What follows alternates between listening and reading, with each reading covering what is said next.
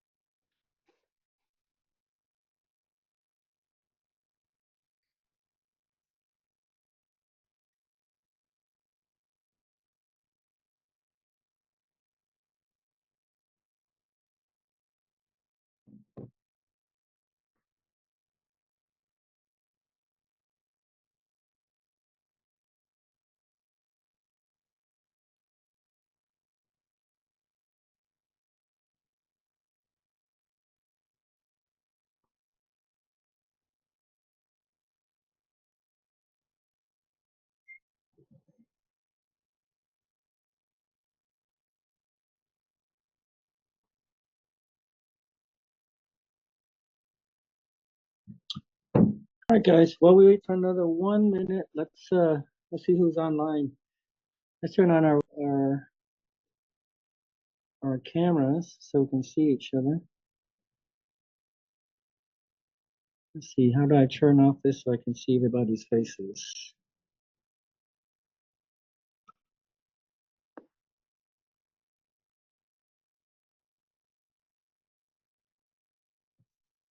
Okay, it's 3:05. Christina, do you want to start introducing the private equity company? Who we are, and then I'll start. Hey, well, hello everybody. Thank you all for being here today. It's a lot to be surrounded by people who understand that building wealth is not just about short-term gains, but it's about planting seeds for a legacy that is going to outlive all of us. At Versatile Global, we don't just talk about money, we talk about impact, leverage, legacy. And today we're diving into one of the most, what I would consider the most powerful wealth strategy of all time, and that's infinite returns. It's a concept that goes beyond ROI. It's about creating situations where your initial capital is refunded quickly and there's no more money coming out of your pocket. That's when money can stop being your limitation and it starts being a tool for generational wealth. None of this would be possible without a strong and intelligent visionary team. It is my absolute honor to introduce someone who embodies all of these things, our Chief Investment Officer. He is our strategist, powerhouse, and my partner in building this movement, Lee Fawn. Thank you. And is Jerry on a separate Zoom, or is he on there as well? Oh, he's on here. Okay, I want to introduce Jerry as well because we're all presenting in a little bit. Sure. Do you want to do that now or when he gets to his slides? Yeah, let's introduce Jerry now so everybody knows the whole team's here. Okay. Let me stop sharing until you guys show your face then. Yeah. And am I showing my face, Quinn? Yes, you are. Okay. Yes. I'll spot by you guys. And you look very beautiful. Look good. Are you talking about me or who? Both. Oh, okay. I just want to make sure. Just want to make sure the one is female and one is male. Okay. Okay. Everyone, I would like to introduce Jerry Dyer. Jerry is the president of the North American region for Versatile Development and Chief Development Officer for Versatile Global. Jerry has been with our company for about 3 years now and has been able to take our company to a completely different level. We are very proud of who he is and the projects that he continues to bring to the team, and to keep our investors safe and to bring what I would consider sexy, great income producing projects. So I'm proud to present Jerry Dyer, who is our Chief Development Officer. Thank you, Christina. Very nice. I was gonna say hi, Jerry. All right. Kurt, this is being recorded, and we can send that out.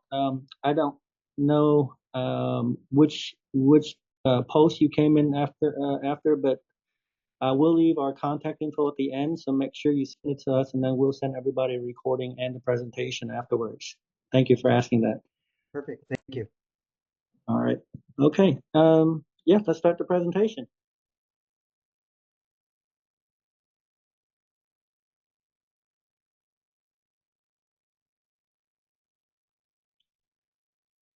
All right, let me remove everybody here. Okay, so first, before we start this, I wanted people to understand the strategies involved and what we mean by infinite return. So we'll start with what everybody knows, and then we'll really dive down into what infinite return is. So when I first started real estate investing 20 years ago, this is the cycle that I use, and I'm pretty sure many people are doing this, if not similar. So we save that money, we invest in the stock market, we invest in real estate, and then we wait. We wait for the stock to go up, we wait for rental income to come in, we wait for the property to appreciate. Whatever we're waiting for, it's to grow our money. And then when we want to get it back, typically we sell. So we sell our stock, we sell our rental housing, but we only do it one at a time because our money's stuck in the projects. 80% of the investors are doing this, and I was one of those. And this was 20 years ago. So it was good because I didn't know what else was out there. So I bought stocks and I bought rental houses, and this is how I started 20 years ago. So if this is familiar with you, just go ahead and put a 1 in there in the chat box so I can see who's doing what, or if you're doing something different, let me know so I can gear this towards the same strategy you're using, and then we'll see how it compares later on. Okay, so then I started buying, let's see, it was I think 14 rental units in 6 months, and then I ran out of money. So that wasn't good. I was thinking probably I have to work and save money for another 5 years before I started doing it again, which wasn't sexy at all.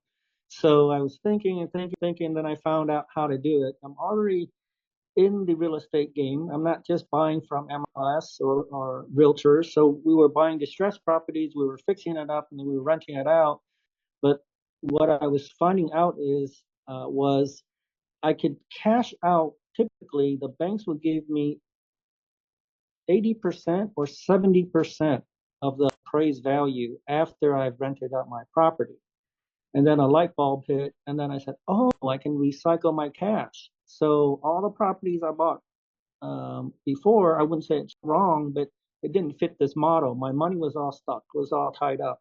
So then what I did was sold the ones that weren't didn't have deep equity, and then we bought our next rental property with cash at 50%, 60% value, I can't remember. And then we fixed it up, we rented it out, and we were at maximum 70%. And then what I did was I went to the bank and then I did an 80% cash out refi, and then I recycled my cash. So then I was so proud of myself, and okay, this is good, this is what we're gonna do. But went to the bank and I didn't have 2 years experience. So no, I couldn't do it.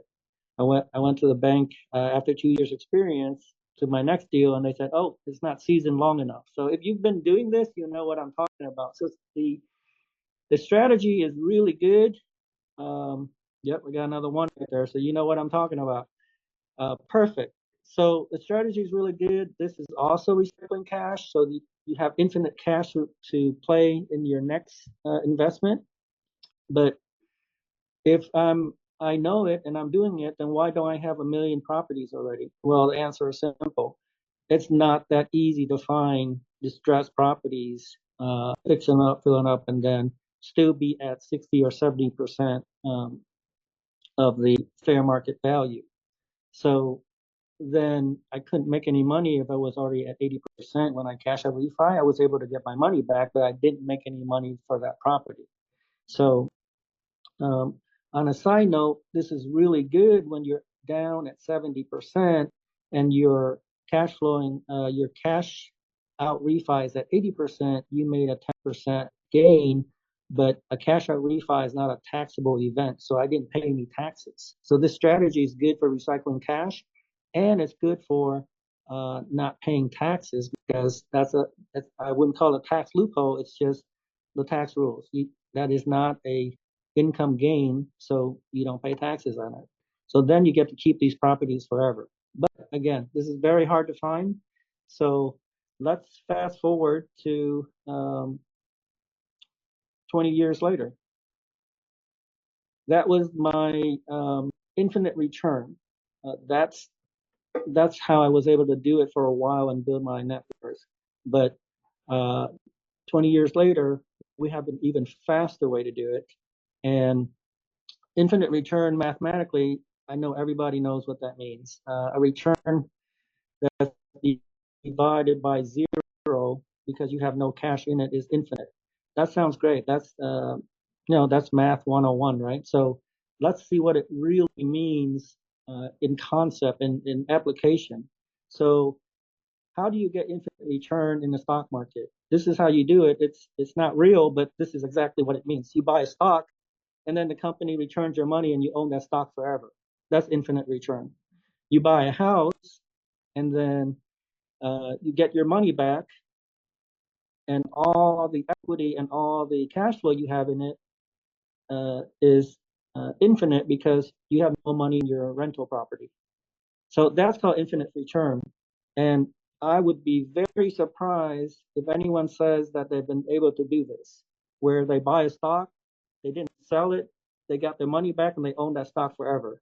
You buy a rental property, you didn't sell it, and you get your money back and you own it forever. So if someone says yes to this, I would be very surprised. That's called infinite return. But we've figured out how to do it, and we're going to show you how to do it. And you're going to partner with us too, so you're not actually doing it. This is 100% passive. So your stock market is passive, your rental house could or doesn't have to be passive, but this is 100% passive, and we're going to beat all your returns in the stock market and if you're doing your own rental house. All right, next slide. So what's better than OPM? Put a 1 in the comment if you know what OPM is. Any real estate investor should know this. This is other people's money.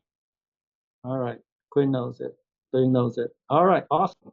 So I guess there's a lot of real estate investors in here. So we didn't have a lot of money. My dad was my first OPM. And I'm pretty sure a lot of people started this way. They asked for their dad, their mom, their siblings, their parents, whoever. You didn't have a lot of money, so you partnered up with your family. You borrowed their money, and then you started your own investments.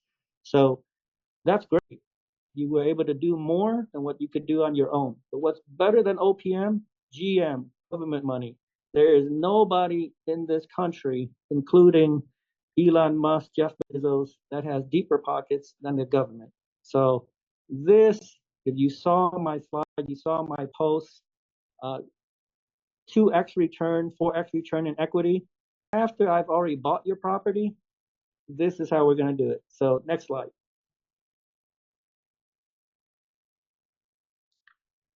All right, this is a public-private partnership.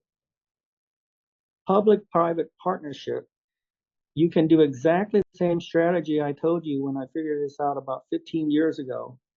And it's not just for one single house. We're doing this for apartment complexes. This is affordable housing, workforce housing, senior housing. This is a huge need. And when you're recycling your cash, that means your cash is outside of the project. After we get the bonds and the tax credit, you have no more money in this project. Now we start building it. You're going to get huge amount of return on the equity ownership. You partner with us. You own this with us. We're not borrowing your money. You're a partner. So multiple big complexes you can do at a single time. All we need is roughly a year. You see the timeline and you know what I'm talking about. You need just 1 year with us. You get your money back. We start building by about the third year, fourth year. You're going to see a huge jump in your equity ownership in this property, and you're going to see cash flow coming in. And it's infinite because you have no money in the deal. So after the first year, we're still building this project. You can already be investing in another project that we start at the same time. So you don't have to wait for this project to end to get your money back, and then you're already starting to invest with us in the next deal. The reason I say that is because we're trying to build a retirement portfolio, not just for us, for everybody involved, all the partners.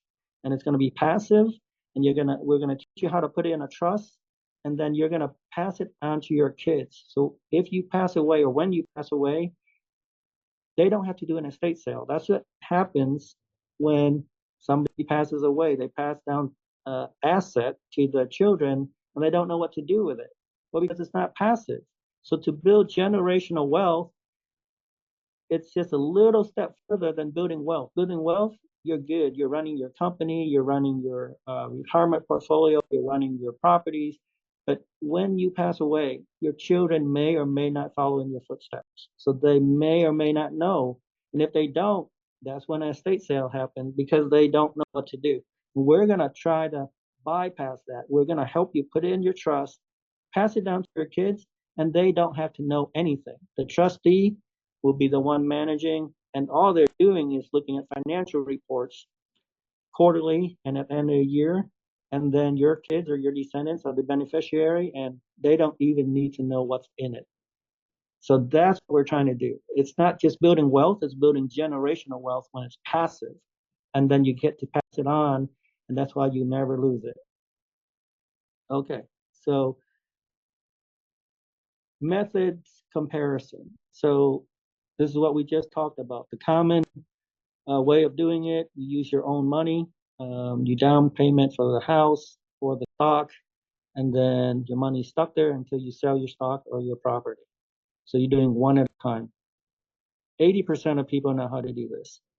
Advanced recycling is recycling your cash with a cash out refi, but you have to be in at a very low discounted portion up to a maximum of 80%, or else your money's still stuck in there.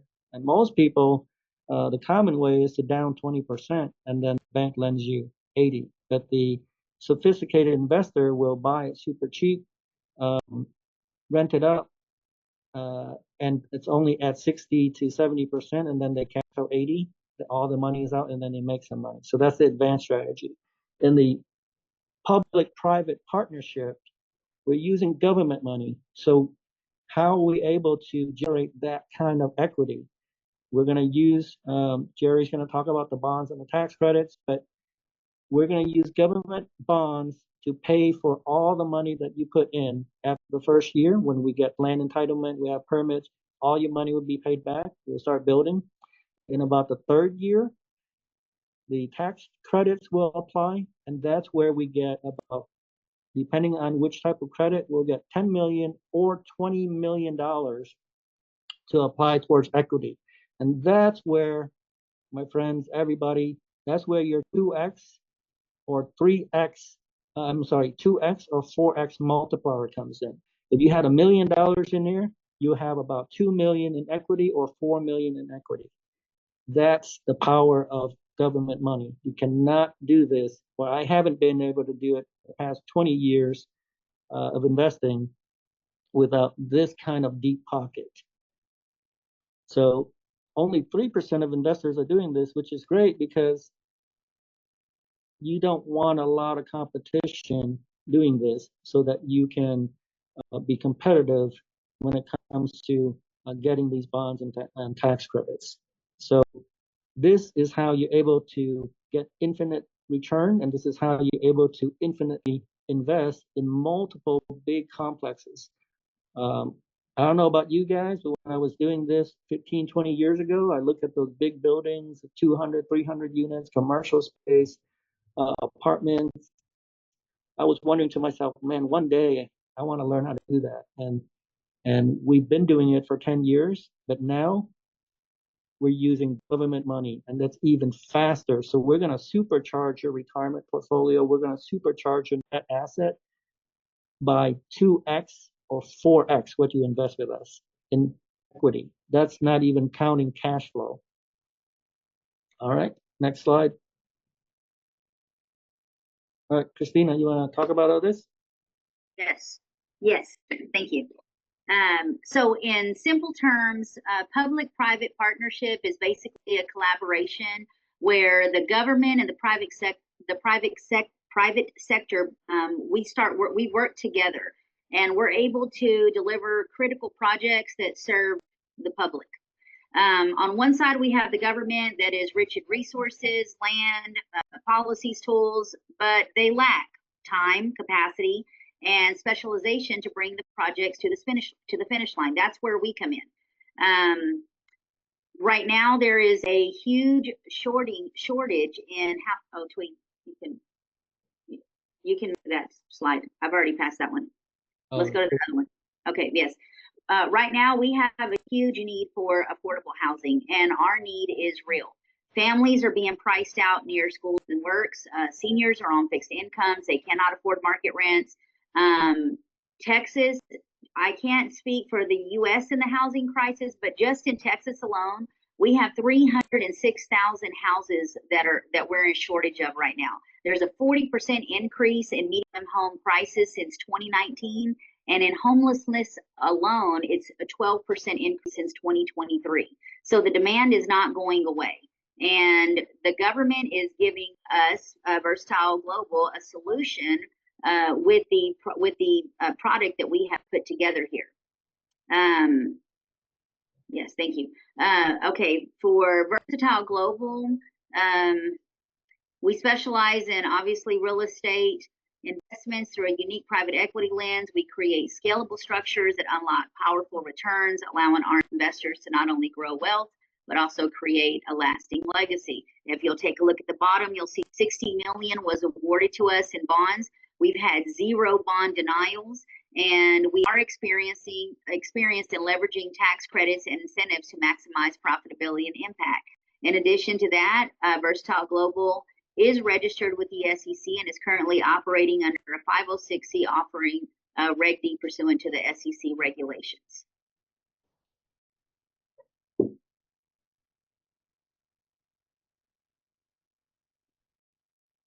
Okay, so we're up to our development director, Jerry. He's the tax and tax credit experts. Okay, so I think it's probably imperative to talk a little bit how the structure works.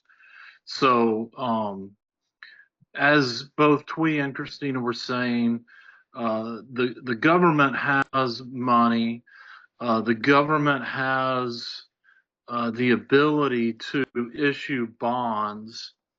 The government also realizes there's a huge need for affordable housing, and that's where we come in, is identifying the markets that are most in need, working with landowners to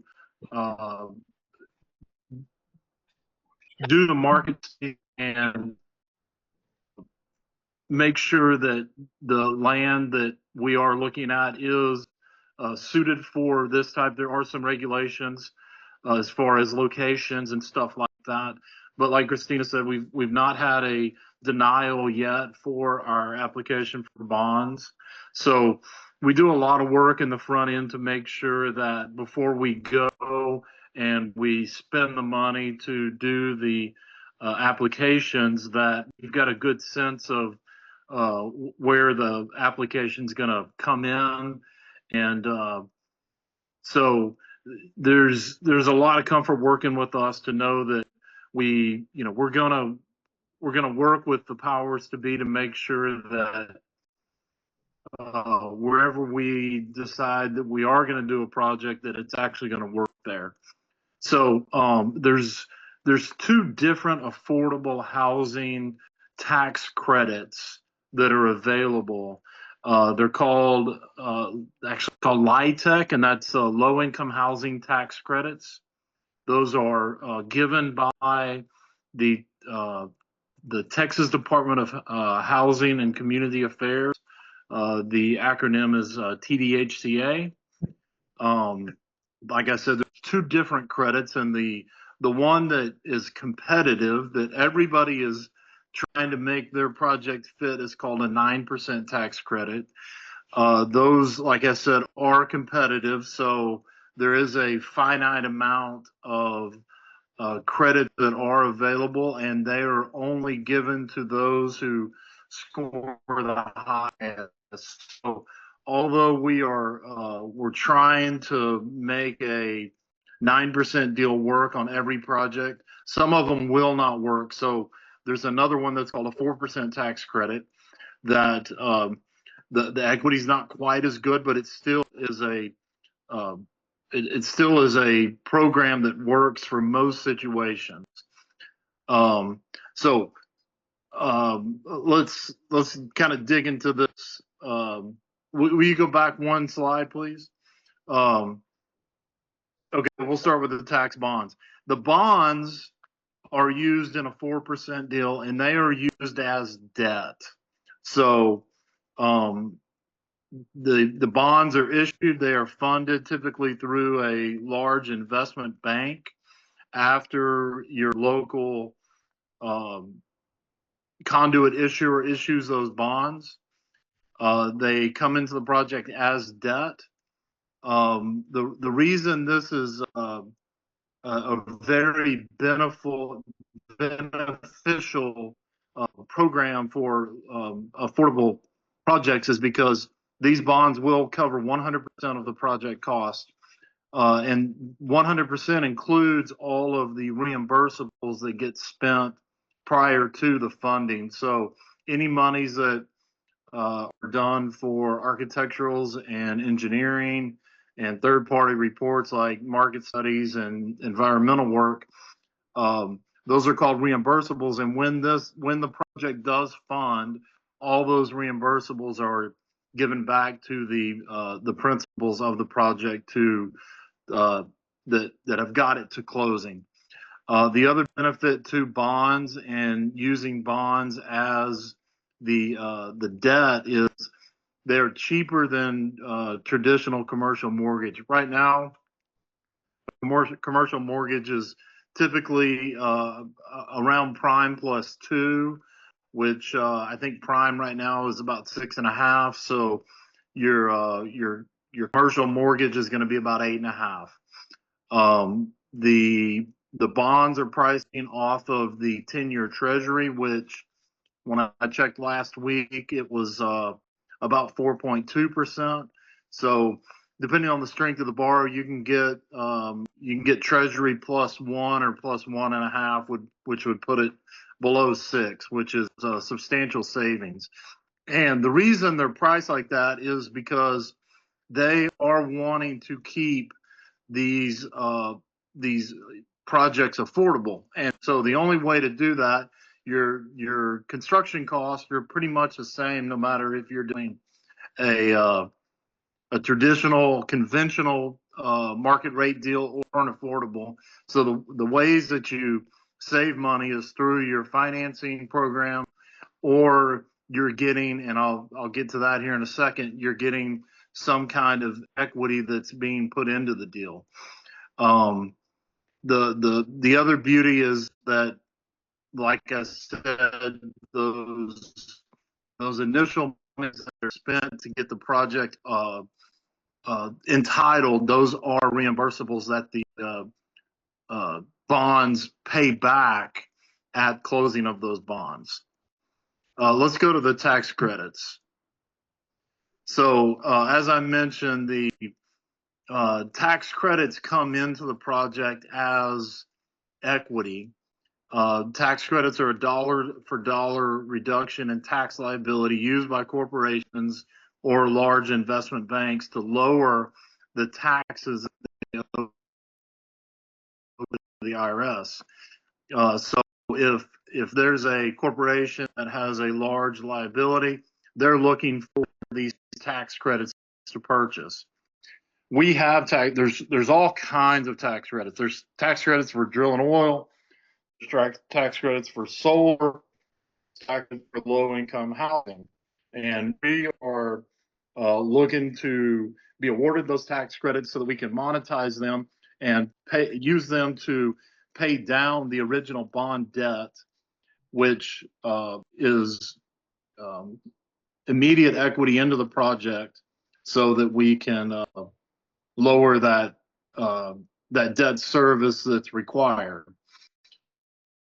Like it says here, gains instant 30% or 50% equity, and that 30% or 50% depends on if it's a 4% or a 9%. Reduces the long-term debt, which equals higher profit margin, and it also helps to keep the rents low and stable without hurting the return on investment, ROI.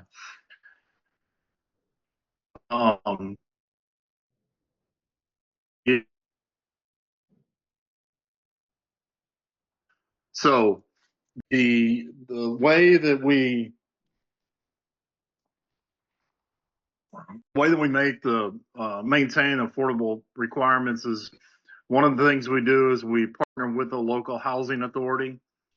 They come in as a nonprofit partner, which eliminates the sales tax and property tax, which again helps keep the project affordable. We work with the housing authority to secure vouchers and maintain high occupancy. We get the below market financing, as we talked about, and we get that built-in equity through those tax credits.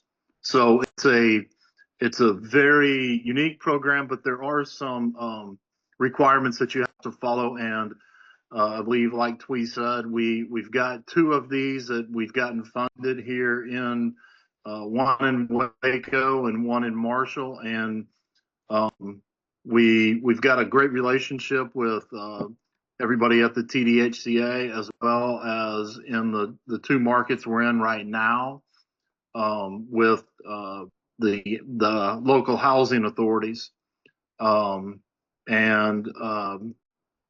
we look forward to doing more. I think it's a great program that is it's not just beneficial to the investors, but it also is a huge need, and it's tied. It's not direct. The confusing thing is, or a little bit confusing, it's not tied directly to HUD money. So you hear talk in the news about DOGE is going to shut down all the government.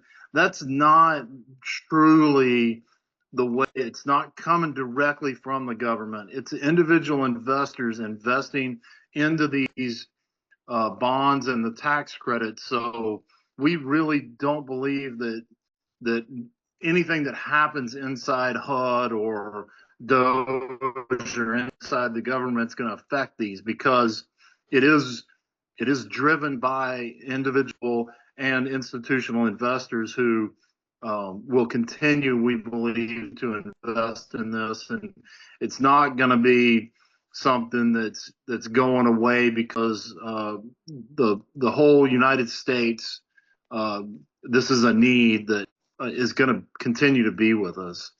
So I think that's all I got. Jerry, there is a question, if you can answer it. How is tax credit awarded, and is it sold at a discount to other businesses?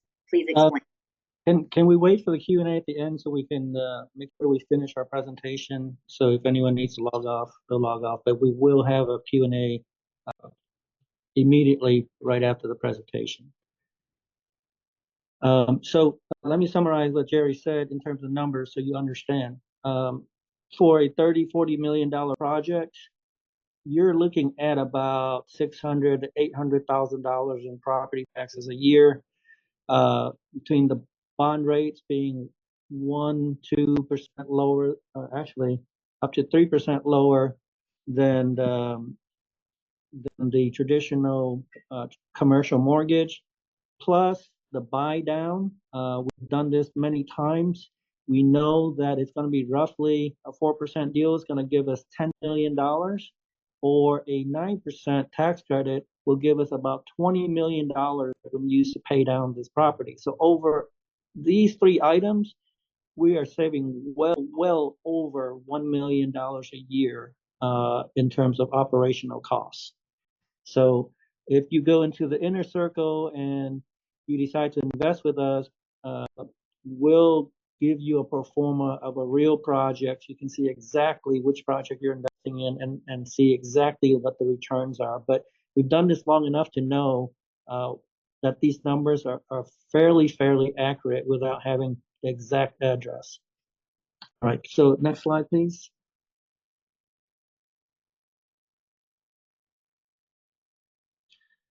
Okay, so this is the part that you're interested in. A lot of that just says, all right, so what do we have to do? We are currently raising $1 million for our Georgetown project because we already have the land. The reason we know it's exactly $1 million is because it's going to be the exact same thing across multiple cities in Texas. Like Jerry said, we're trying to get to the point that we can apply for the bonds, which means civil engineering, architectural, MEPs, landscape design, market study. So we know exactly what we need to get to the bonds, and it's going to cost $1 million. We have the land. That's why we know for this specific project, we're looking for $1 million. We have an overflow right now of $1 million. We have about $3 million that are wanting to invest with us. So the overflow, we're looking for new land as we speak. That's why you see the investment is $2 million to $4 million. That number fluctuates because we don't know what the land value is. So that's why when we have a $4 million commitment, we will start immediately on the next project. And this is not a one-time thing. Like I was doing 15 years ago, it was so hard to find these properties. We are able to pay full market value for any land that fits this criteria that's under 2.5 million. Over 2.5 million, it may or may not work, but under 2.5 million, this works across all Texas. So that's why we say maximum of 4 million. We can pretty much make any project work. So this time we have land, but we have about 3 million that want to commit with us. That's okay. This doesn't end here. We can repeatedly do this across all Texas. So just because we say that this project's done, you can still contact us, give us a commitment, verbal. There's nothing in writing. We'll check to make sure that you qualify because there's a qualification process as well. And then we'll tell you you qualify, and then you tell us how much you want to invest. That is considered a commitment, verbal commitment. And then when we have 4 million in verbal commitment, we start a new project. So the good news is we can do it anytime. As long as we have a 4 million commitment, we'll start a new project. So we will never run out of projects because the government has very deep pockets, and it's just, can we find the right land? And if we have the money, we can keep recycling this process over and over. Your returns. Capital returns. Oops, can you go back? That's way, yeah. Your return. Once we get all this done and we get the bonds awarded, that means we know that we have the money available for us. By July or through September, we get funded. So that's when we say in 1 year, we can get you your money back. We haven't started construction, but the bond has been funded. That's where we get our money. So we can pay the land investor and we can pay the cash investor. The ROI is infinite. And this is passive income for life because we have no money in this. You have no money in this. Why would we sell it? You can use this to build generational wealth, build your retirement, and pass it on to your children because it's 100% passive. We're going to put the whole system together for you so you don't have to do a single thing. And it's going to return more than stock account. It's going to return more than if you were doing your own rental property. Ownership split. we get 40% split. The landowner and the cash investors split 60% of the income and the equity upside. And this is after you get your money back. This is not with your money tied to the deal. This is why we call it an infinite return strategy. The cash flow is not between 500 to $1 million. It's either about 500,000, half a million, or it's going to be $1 million. So it's not 500 to $1 million. The reason is if we get awarded the 4% tax credit, then we've done this enough to know that the net cash flow after everything's been paid is about $500,000 we split. So if you look at that number, 60% of 500,000, the landowner and cash investors are splitting 300,000 annually with no money in the project. If we are good and we're lucky to have the right piece of land that we score high enough, that's a 9% tax credit. That's $1 million net a year.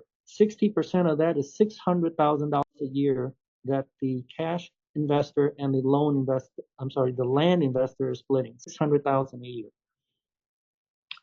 And besides that, it's lasting impact. We're actually solving a housing need.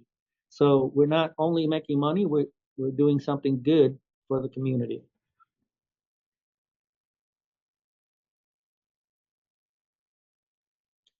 Minimum requirements to invest. So the minimum requirement is 100,000. Liquidity is 250,000, and net asset, not just assets, net assets is 1.5 million, because there's a qualifier that we have to take you through to make sure that you also qualify. You can't just have 100,000 and qualify. Liquidity, this one is super easy. If you're an engineer, if you work for corporate, you should have, well, I say should, let me refrain from saying that. You probably have a 401k account, IRA account, and it's going to be worth more than 250,000 already. So that is also liquid. Your 529, your IRAs, 401k, stock account, cash in the bank, all counts towards liquidity. And asset, of course, all the accounts I mentioned above are included in your net asset. Net asset, you have rental properties, your car, minus the debt, you can count that towards your net asset. Okay, so the liquidity, I know from my friends who are on here as well, I know you guys have more than 250,000 in your 401k account, so don't worry about it, you already qualify. All right, next. Okay, so the flow, I've had this question in the past, so we made this slide. How does it work? First, we have the commitment of the cash that we need, and we form the LLC, form the company and the company agreements. We walk through all of that with you and your lawyers. After that's done, we create the bank account. We fund the bank account. Next, there will be land acquisition and pre-development, which is all the things we need to get to the bond application. And then, of course, in November, that's a deadline. There's only one time that you can apply a year. So if we miss November, you have to wait all the way to next year. That's why for the Georgetown project, we will start immediately. We don't have, we are close to the 1 million, but we're going to start that already because we only need a little bit left. Bonds are awarded between January to March. That doesn't mean you get it yet. That just says, hey, we know that we've been allotted that money. And then we still continue with the permits, entitlements. And then between July to September, that's when we close on the bonds. That's when we actually get the bond money. That's when we actually pay back all the investors and the landowner. And now you guys have nothing in the deal. That's number 8. Number 9, of course, we start the construction. 2 years later, 2 to 3 years later, we finish, we are compliant. That's when we get funded for the tax credits. That's when the 2x that I was talking about, or the 4x in equity, depending on the 4% or 9% tax credit. And then we fill it up and we enjoy the cash flow and the equity. That's pretty simple.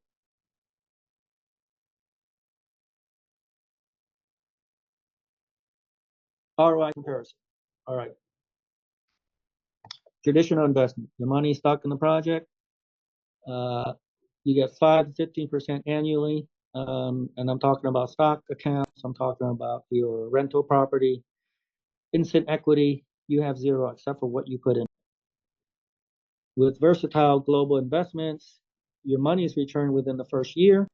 You have infinite return moving forward, no capital in, and you get 30 or 50% equity in a 30 or $40 million project. And that's going to be much faster than you chasing down your own rental properties, have your money stuck in the stock market. So if you have to compare versatile global investment side, you can invest infinitely. You don't have to wait to sell the project. We're hoping that we don't sell the project. We keep this for not only us, for you, for your children and generations to come after we're all gone. This is still here, what we started today.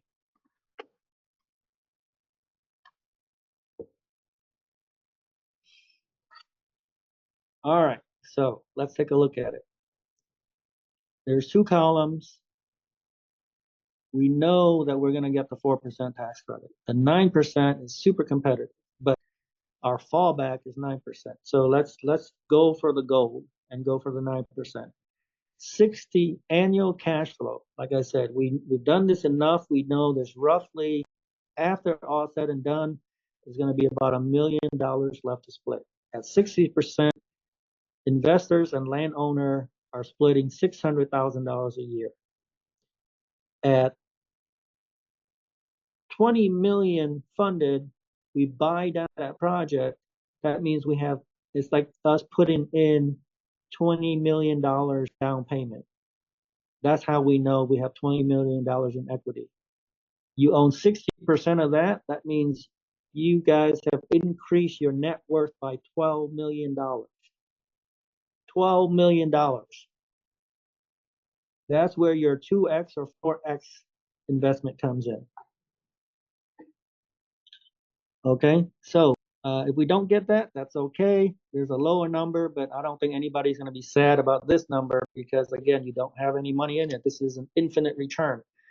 We ran the numbers on several projects that we've done in the past. There's about $500,000 to share in there, close to $500,000, but easy math. 60% of that, landowner and cash investor split $300,000 a year, and landowner and cash investor get to split on the instant equity. You don't have to wait for it. Once the credits have been funded, we get about 10 million, and you get to have $6 million of net asset added to your portfolio. So how long does it take you? How many houses does it take you to buy and wait and sell and recycle your cash to get to $6 million or $12 million? So we can fast track your retirement portfolio super fast at an infinite return because, again, you have no money in it.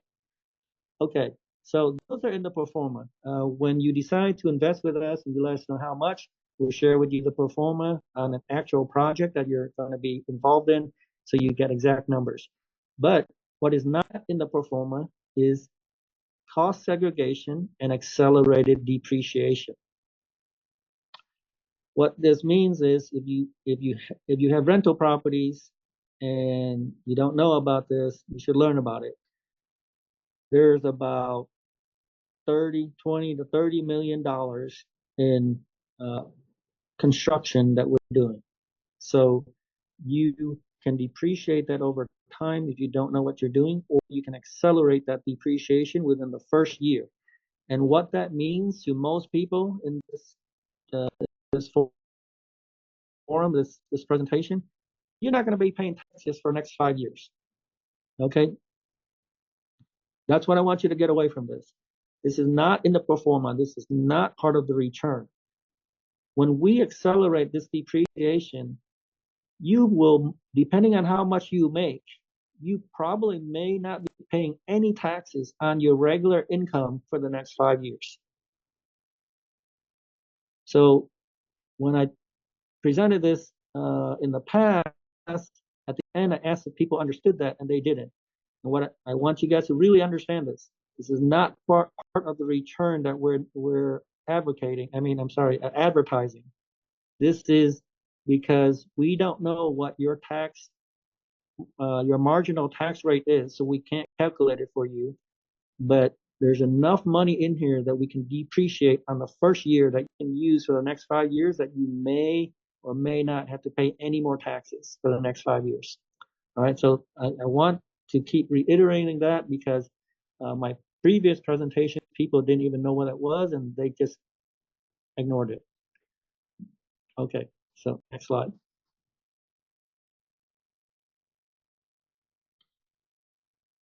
Okay, so we're going to run through the next few slides pretty quick, leave it up so you have our contact info if you decide that this is something you want to do and you want to verbally commit a certain number to us and get you qualified. Please take down my number. This is my Google number, my email. This is our Versatile Global website. You will get my cell phone number because this presentation is public. I don't want to be spammed with people advertising their products. So once I can confirm you're a real person and you're interested, you will have access to my personal cell phone number as well. So you can call me and email me for questions on how to invest with us. So at this point, I'd like to open the floor to questions and answers. And let's turn off this so we can see each other and ask questions. If you have a question, raise your hand and we will call you one by one and so that we don't all speak on top. You wanna answer the first question that was in the chat, Twee? I'm sorry, can somebody read it? How is tax credit awarded? Is it sold at a discount to other businesses? Yes, it is. So I will give you an example. If we have, I'm going to use easy math because I suck at math, even though I'm the CIO of the company. If we get awarded $10 million in tax credit and you are a big corporation, you made a lot of money and you owe the IRS about $100 million.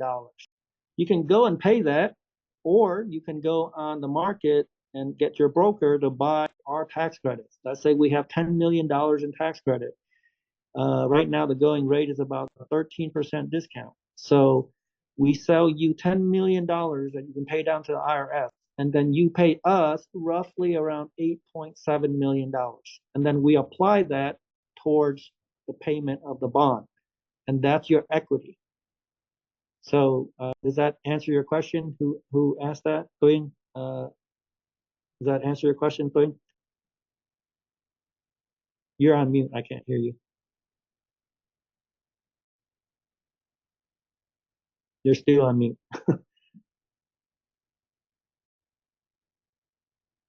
Yeah, that answers my question. Okay, good. All right. So Mahmood is asking, what is the downside to investing like this? I don't know, Mahmood. This is the golden goose of this is 20 years. I haven't been able to perfect my infinite return strategy because it was so hard to find distressed properties. It's not that easy to get in at about 60–70%. I will answer a part of that, Twee. Okay. Since the government is the one holding the purse strings on this, there is a lot of I like to call it brain damage that you have to go through to get them to open up those purse strings. But that's why we're involved. Is the tax credit application is about 700 pages long, and so I've actually looked at getting into a couple of affordable deals 15, 18 years ago. And once we got kind of into it, we saw the potential for it. But once we started digging into it, we just said, forget it. We don't want to go through all the stuff that is required. But investing with us, that becomes our responsibility. We've got consultants that handle those things. So, and Mahmoud, to answer your question, if you were to go do this on your own, it would require building a team or paying a very large amount to a third party consultant to help get this done. And so that's, the marriage between us and the investors is a really good marriage because we're taking um, that pain and heartburn out of the equation for the investor. Yeah, so the pain and heartburn, you guys don't see that. So to address your question, for you, there's no downside. For us, Jerry's gonna have a lot of indigestion going through the process with his team, and with the amount of deals we're putting together right now, I mean, his team is growing because he's just one person, and this is a lot of work. So good question, Mahmoud. And I see Tihua, you raise your hand. You have a question? Yeah, I have a couple questions, Tui. First one I have is how do you ensure the bond financing is approved and awarded?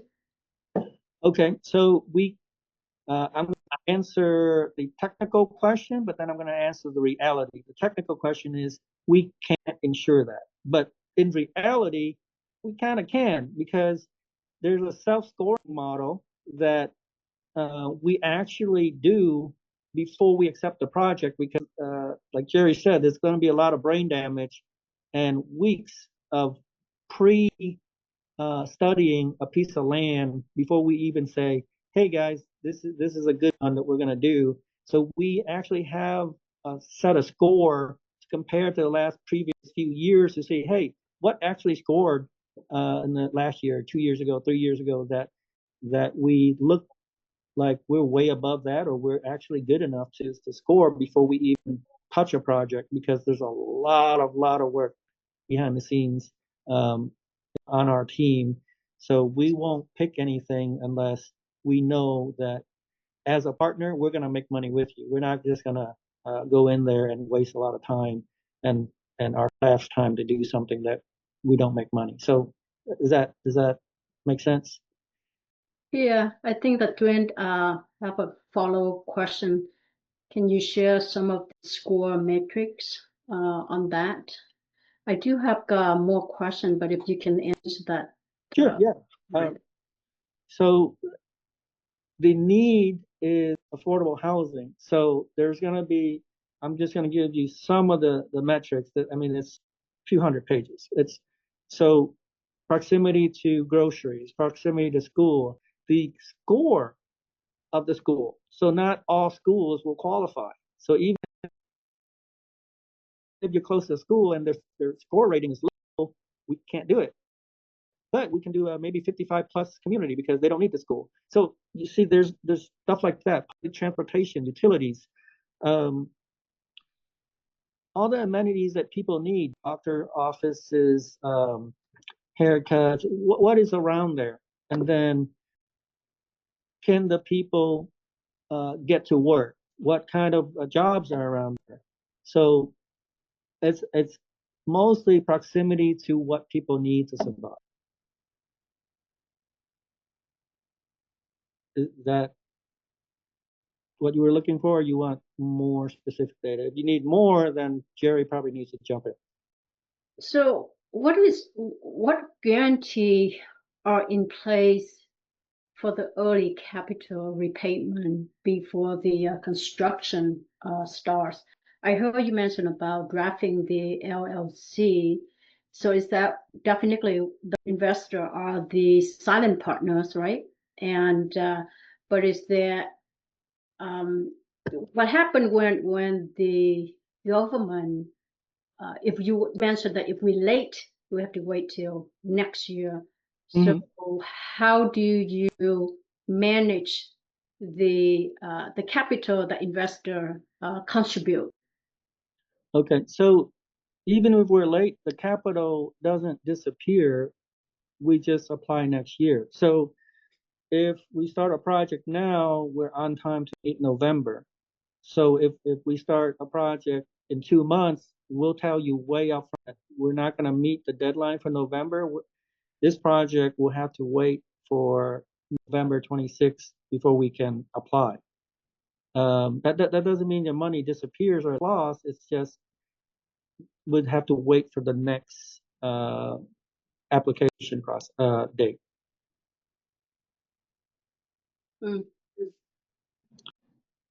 I have a Do you, question. do you have a kind of a symbol of the operating agreement that you draft with the LLC? Yes, we do. So when you decide to commit on the inside round, this is a public presentation round. We have an MOU, which is a memorandum of understanding. What is the role and responsibility of each owner? What is the contribution? What is the split? Because the land is fluctuating, or unless we don't have land and we just have a full 3 million, and then we go get the land. So all of that will be in the MOU that we hash out, and then we send to the lawyer to draft LLC. And that's lead to my next question is how do you mitigate the entitlement and the permitting risk? Is the land ready? Is the government look at that before they fund for your bond?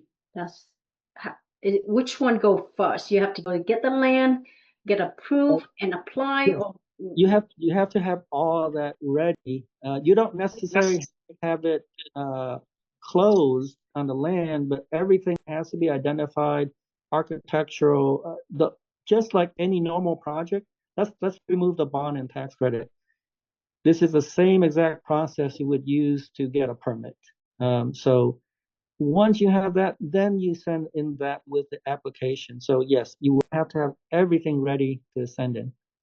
Yeah, Twee, that's one of the requirements to get the funding is it be, quote, shovel ready. Yeah, shovel ready means you have a permit in hand. Right. Yeah, so that's the soft cost, right? Twee, that's the soft cost that you're talking about, like $1 million? yes, Or that's was the that- $1 million we need is to with or without the bond, that's what we need to develop the land. Okay. And I see a lot of questions here. I just want to make sure we finish with Jihua, and then we'll move on to other people in the chat. Are we good, Ji? Yeah, I think that Duen has a follow-up with my question. There is how the capital held in interest bearing in account if we don't use that fund. Is that gaining the interest, or is that is part of the LLC equity? It's in the LLC. We're gonna be using it pretty fast, so I don't think there's a point in putting it in an account that might limit us on how much we can use for it. I mean, this is pretty fast paced. It's not it's not gonna be sitting there for long. We're gonna need all this money to move pretty fast to get to the point of permitting. Because just because you get awarded and you don't have a permit in hand, you may miss that deadline and then wait for next year as well. So we have done this for a while. We know we can do it in a year, but it has to move. It can't just sit there. So it's a long answer to your question, but it's not in our best interest to have some kind of interest-bearing account to do that. Okay, is the capital held? No. Could you elaborate on the accelerated depreciation? Okay, so accelerated depreciation, if you have a rental property, you'll know that you can, some rich guy said, hey, I'm losing value on my property every year. So the government, you better let me take that off of my income. That's all depreciation means. And you have to depreciate it over 27.5 years. Accelerated depreciation, we separate all the costs from the appliances to the furniture to the walls, blah, blah, blah, blah. There's a depreciation schedule. We submit it all in year one, and you don't have to wait the full life of that to to depreciate all of that. And then that amount is going to be a large amount. We don't know until we hire an accountant to do a cost segregation schedule. And then we'll let you guys know, hey, we get to split, I don't know, 10 million, 20 million, whatever it is between all of us, and you get to use that over 5 years. Sophie, we good on that? Yeah, thanks. Okay. I think we had a question earlier that was, You have another question, Sophie? yeah, could you explain how the equity is valued and if, and like, do investors need to wait for liquidation for a return on it?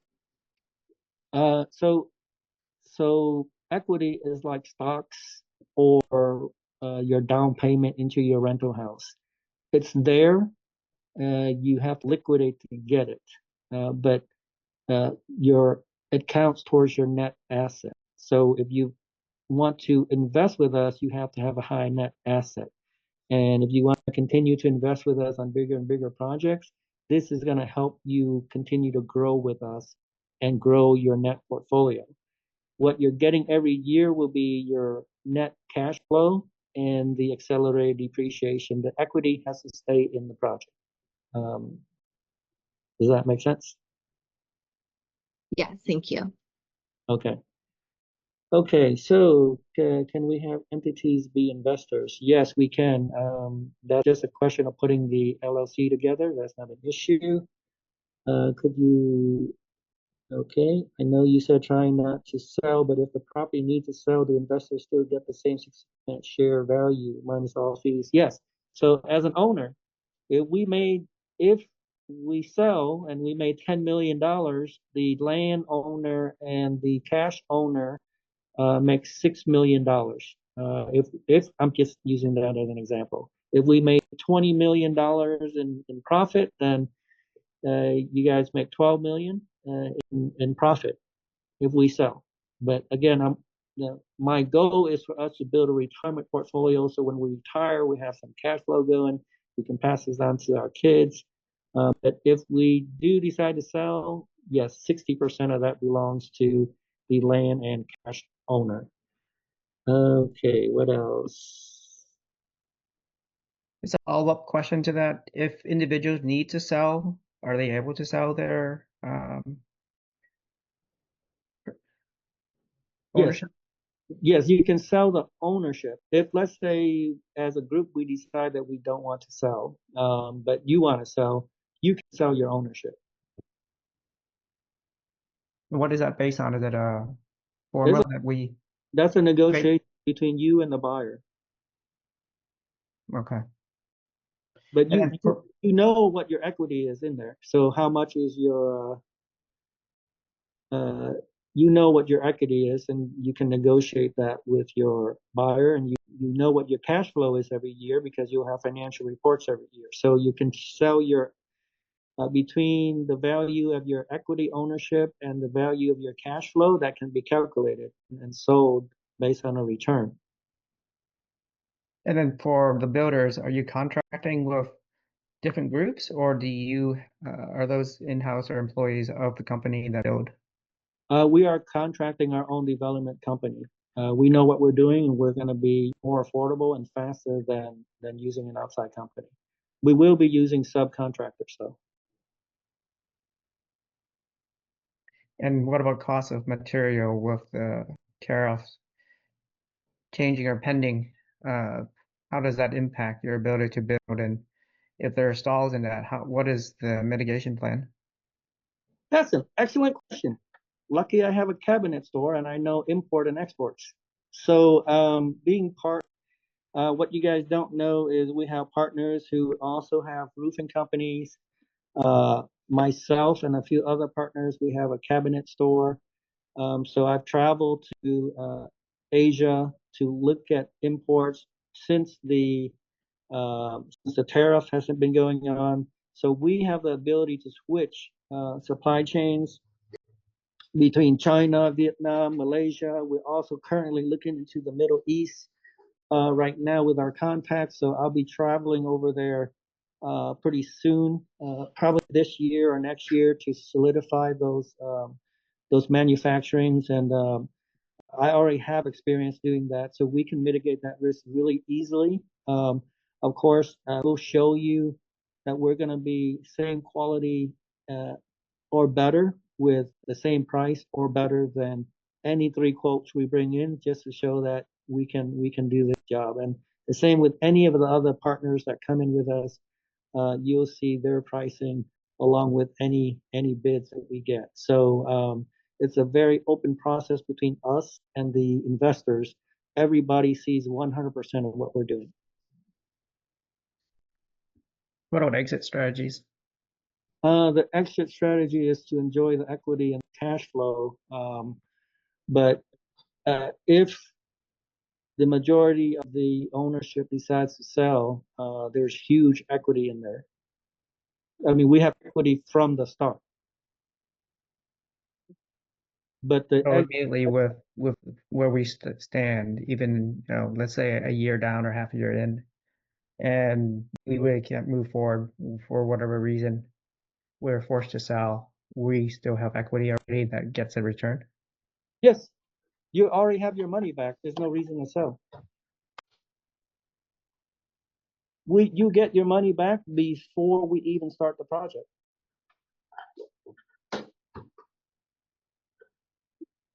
Then what's the requirement in showing 1.5 million asset? What is that requirement for?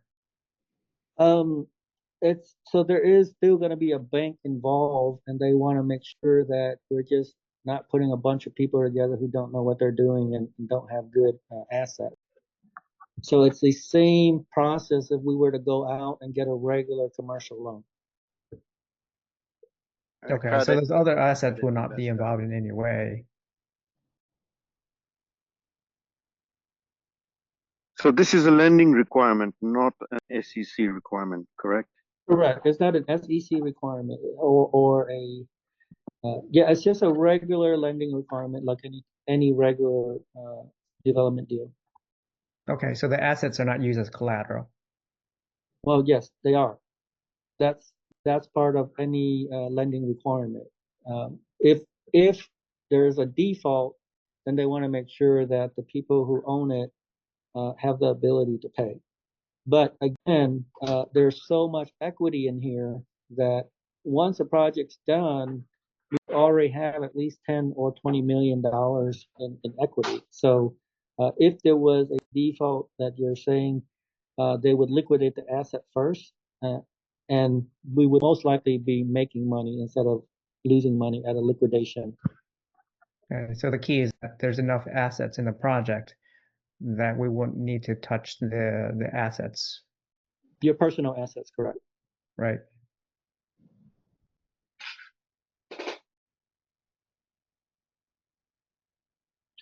Okay, I don't see any other questions in the chat. I don't see anybody raising their hands. Anybody else have any questions? Just one final question.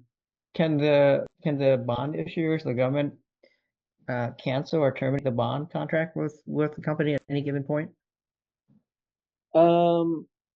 I don't know if they can. Once it's awarded, I mean, it's the money's already there.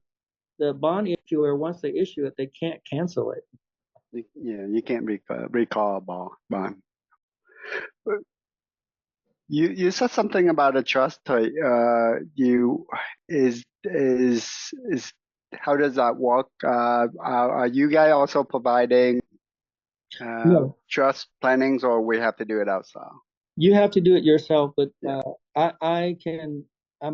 I'm pretty knowledgeable about that, so I can show you how to do that.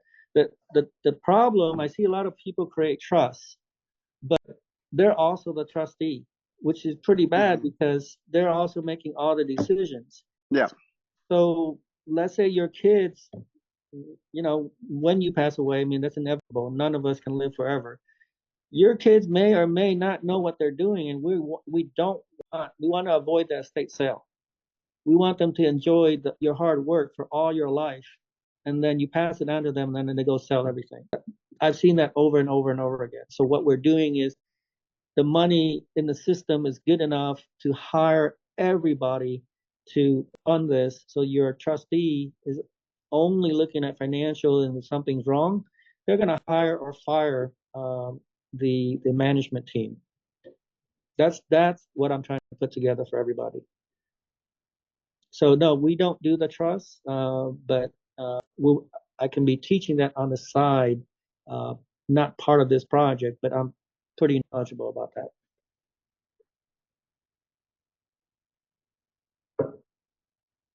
Did I answer your question, Tungan? Yeah. I have a question, Terry. Yes. So what's the timeline right now? What are we looking at? I know you said there's deadlines to submit now. I mean, where are we at right now? Are you trying to still find investors? Yes. Or, Let me explain that. Right now, there is a project in Georgetown that we're really close to the $1 million mark. Usually we wait for the full commitment to start, but in this case, because we're so close to November, we have about $500,000 plus, I think probably 700 already, that we're gonna just push through and wait for the rest of a couple hundred. We have about 3 million committed already from someone else on this call. 2 million is from that person. So if you miss the Georgetown deal, we are already halfway through our raise for the next year. So as I said, we can do this across all of Texas. If we have 4 million in verbal commitment, we put you guys together, we sign a little agreement, LOI, and then we start the next project immediately. But knowing that if we start now, we can make the November, but if we are 2 months down the line, it's very safe to say we're probably going to apply next year. Does that answer your question, Kurt? Yeah, it does. So what's what do I have to do if I want to be involved in this? So you got my contact info, my email, phone I do. number. So you would contact. That's the next step. Yes, that's the next step for anyone on this call, is to contact me. I'll tell you if there's still availability in the $1 million. Okay. But again, another person on this call has already verbally committed to me $2 million. So we're ready to even start the next project immediately. So it sounds like the projects that you've been involved in is mainly Texas, right? Are there plans to expand to other states, or would that be something? We plan to be global, but we don't want to stretch our team too thin, where we want to be within our comfort zone, expand, and scale without hurting our performance. Because we are regulated by the SEC, we're monitored, we have compliance issues, tax credit. There's also huge compliance issues there. So we actually are moving as fast as we can to expand, but right now we're not there yet. Does that answer your question, Kurt? It does. Thank you. Okay. Which scenarios would be worse for investors? I'm sorry, user, I don't know your name. Can you elaborate your question? Can you put your microphone off mute and ask the question?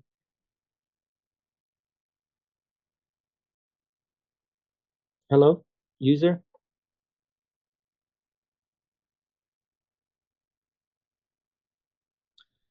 Yeah, this is my question, Thầy. This is Hung. Oh, hey, Hung. Yeah, I want to know like what's the worst case for investor. In terms of what could happen? Worst case? What happen? Yeah, when I put money in. So what the worst case? Okay. So I know the most investor they want to know that this question, you know. Okay, so the worst case scenario, it takes longer than a year to get qualified. I'm gonna make this up, which I know has not been true. Let's say there's 100,000 developers that know this, and we're all competing for the same money in Texas. As we've said in other previous presentations, there are regions in Texas that have been allocated money that nobody applies for. So in January, we know if we get awarded or not. And if we didn't, we're still in the lottery. We don't disappear. Our work doesn't disappear. All that money in the regions that did not get applied for will be reapplied to the regions that are lacking money.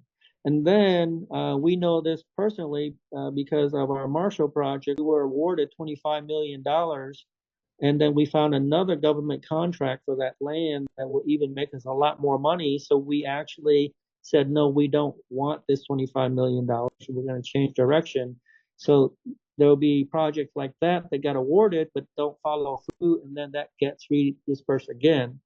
And then if you still don't get awarded, what's worst case scenario is now we're first in line for next year. So that's the worst case scenario I can see for an investor is instead of getting their money back in 1 year, it might take another year because we're in a very competitive area where a lot of people know about this and they're competing for the same money. But if we don't get it this year, we're just first in line for next year. So what I said about 1 year becomes 2 years. Thank you. Question for you, Anthony. It sounds great, but why can't the government just do it themselves? Why, right?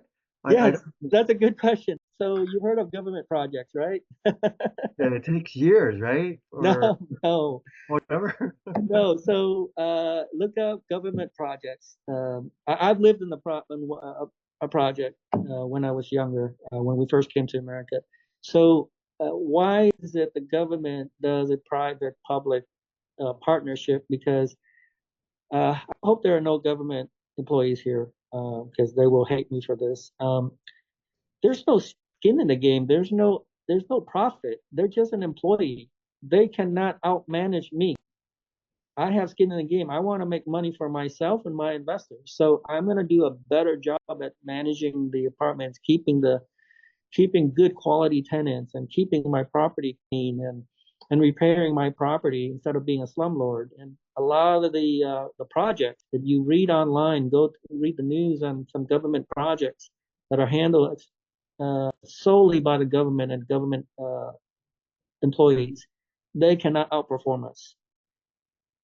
So it's better to have a successful long-term housing development project. Oh, and this is a 15-year commitment to the government, by the way. We cannot sell this project for a minimum of 15 years to be compliant, or else they will want their money back. So just so you know. So I will bet in the private sector almost every time compared to a government employee who will do a better job. Is that good, Kurt? Yeah, so you mentioned 15 years commitment. Uh-huh. Is the government gonna be involved in this somehow? No, we are 100% in control of the management. We just have to stay compliant, show them that, hey, we're not renting at full market value. Hey, we have reports on income of every one of our tenants that show that they are within an average median income below a certain amount. So we have to document all that. But besides that, they're just there to make sure that we are doing what we told them that we would do. Okay, so you have a question? I'm sorry, Kurt. Yeah. You're done with your question? Got another question. So how long does it take for starting of a project, breaking ground and to completing all the units? We budget for 2 years, but if we have delays, it could go up to 3 years.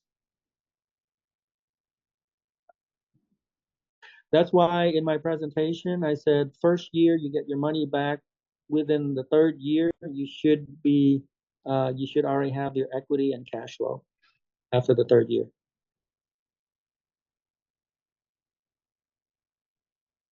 Yeah. So basically, the risk that someone asked earlier was you could be not making any money for 3 years, but you get your money back. That's not a risk. That's actually normal. There is no Yeah. development project that has money when you're building. Yeah. But Yeah. So yeah, you can call it a risk, but that actually is not a risk. We're just in the middle of building until we finish. How does it work if you're on this committed to this project, and let's say you even if you get $100,000 back and after your first year, and then we can automatically start investing in other projects, but our assets are still tied to this project, isn't it? Yeah, your assets are tied to this project. That doesn't mean you can't reuse it. But isn't it already committed to this project? Yeah, they just want to know that we're good to go, but depending on which project, like you can actually invest in another project with us. There's no, they don't tie you to this project. Hmm.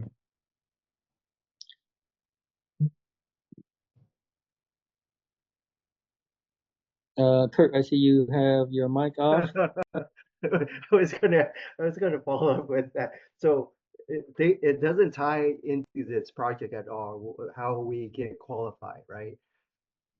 If you have a next project we want to get involved in, will we be on the list for the next project? How do we sign up? Let's say we're You comfortable will with this automatically, Georgetown project, then we go to the next one. Will we be on that list?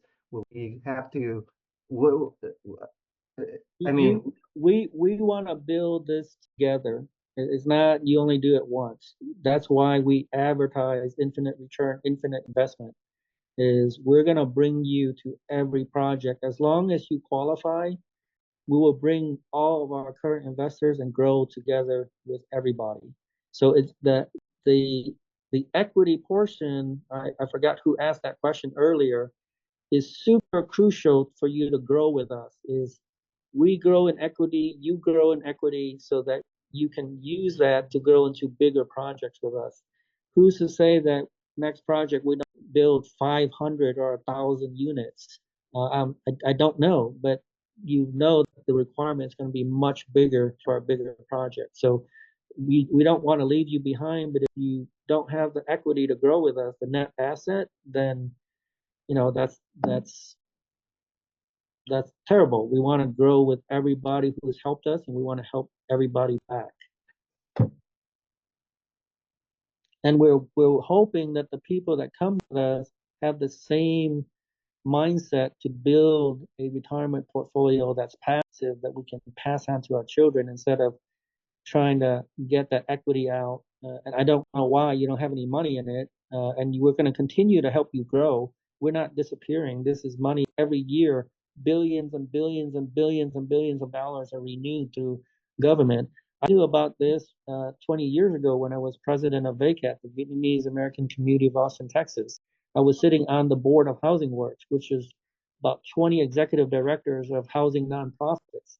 And they were building hundreds of units. And I'm looking at them like, how are you doing that? I know it's tax bonds and tax credits, but I was too inexperienced to even know what that was 20 years ago.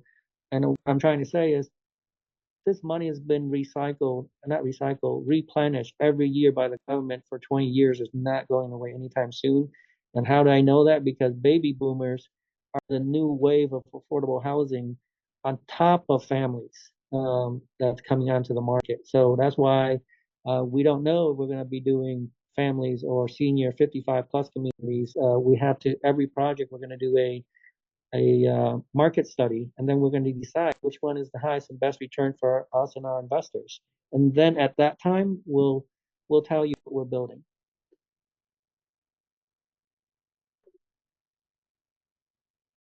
so another question, if I may. So what about, I know we have, you budget for this and that. What if there's overcost, overrun? How does that all work? We have a 7% contingency, which is for these kind of numbers, it's roughly about 1.4, $1.5 million in contingency. Yeah, to follow up on that, that has to be in the development budget, that contingency number. Yeah, so the bond is not just exactly the cost that we predict. The bond will also cover the contingency. Got it. Thank you. Yeah, these are all very good risk questions and what we have done to mitigate the risk. So I'm loving all these questions. That means you guys are really interested and you really want to keep the money safe and keep the project safe. And this is how we move forward together. Are there, Sophie, question, Tweet, you can answer it. oh, where's the, okay, hypothetically, if a natural disaster occurs during construction or after, what happens to the initial investment? It is insured in any way. The initial investment has already been paid back, Sophie, and we're going to have insurance on it. So no construction project this big will go on without having an insurance policy on it. Sophie, you get?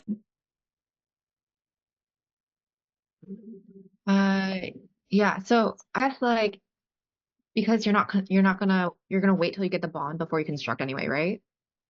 It's part of the process. We can't really. We need that bond money to start the project because we've paid everybody back their money. We have no more money, so that bond money is used to build the apartment. Okay. Yeah, and in the budget, there's what's called builder risk, and that is an insurance policy that covers anything that happens if a excavator crashes into the building and demolishes it accidentally. That insurance covers that during construction, and then after construction, it'll be a full owner's policy that covers anything like that. Okay, got it. Thank you. Okay, I think that's all the questions, guys.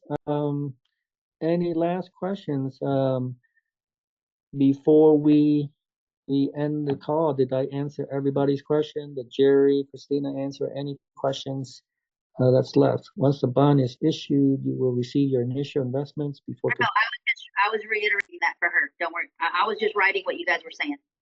Oh, okay. Okay, so I hope that was a good presentation for everybody. Let's close the slides. Yeah, there you go. That's my email. That's my Google number. Once I verify you're a real person, you're not trying to sell me anything, I will give you my cell phone number so you can contact me anytime. And if you're committed to verbally with us for a certain dollar amount, minimum is 100. Of course, that doesn't mean you have to stay at 100.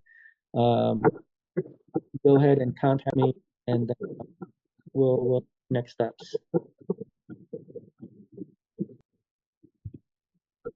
Okay, guys. We will have this recording sent out to whoever contacts me, and I make sure that you have it. Thank you, everybody. Thank you very much. Thank you. Thank you. Bye-bye. Bye-bye.